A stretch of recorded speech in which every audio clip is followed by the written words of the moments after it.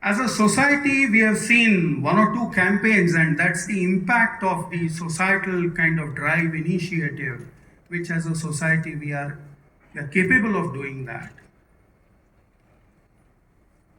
Polio eradication. That's just about polio eradication happened just because of educating people, just because of the drive which was taken by the governmental machinery and supported well by the entire society.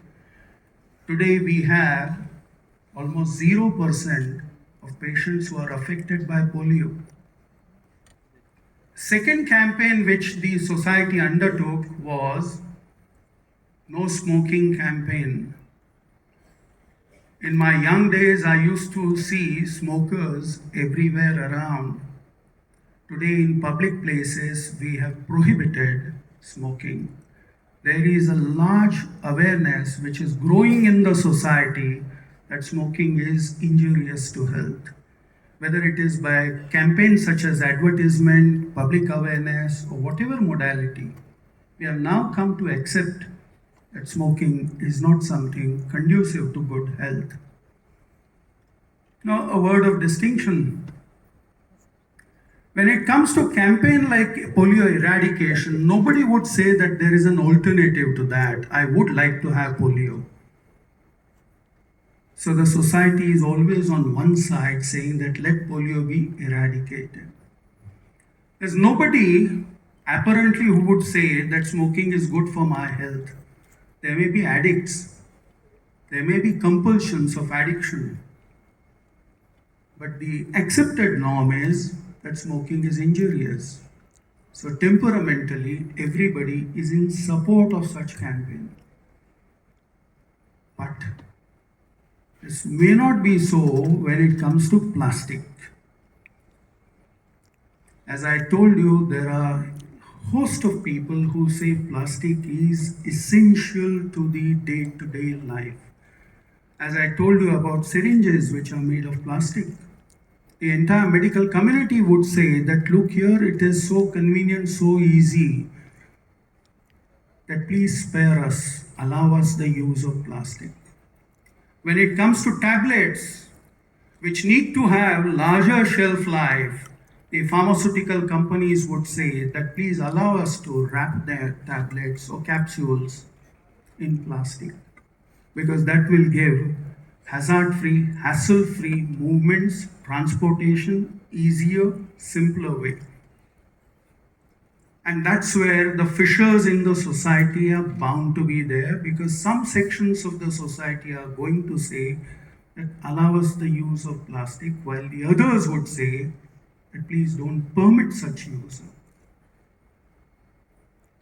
And that's where the campaign needs to have a sharper kind of approach, a clear vision, and a very beautiful ideas to sail through. As a child, I heard my grandparents tell me stories about Dashavatar, Matsya Kurma Varaha, Narasimha Vamana, etc.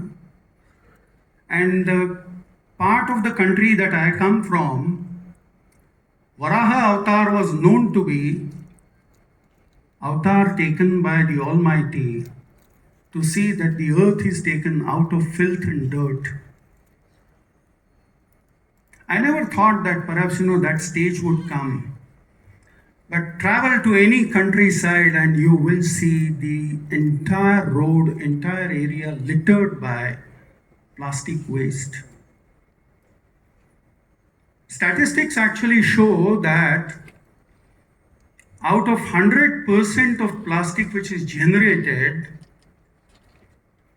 about 12% plastic is recycled, 9% plastic waste is incinerated, that is destroyed, and 79% continues to be the load on the earth. And that's the load that we carry. In environmental science, there are three principles which are well-known principles. One, polluter pays. That whoever pollutes the environment, whoever pollutes the earth, must pay for the remedial measures. Number two, intergenerational equity.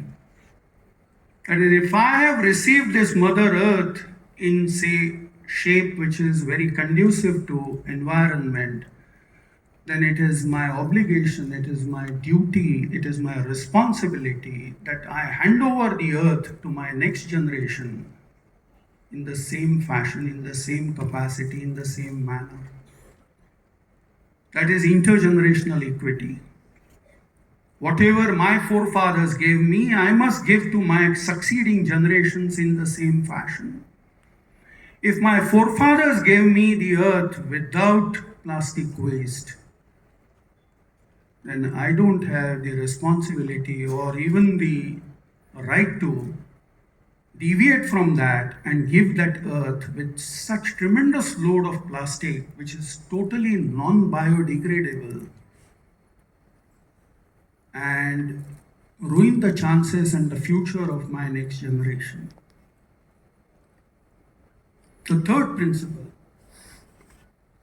which is what one of the earlier speakers actually referred to, fellow citizen council. That to the extent possible, given the circumstances, in environmental law, we must err on the safer side.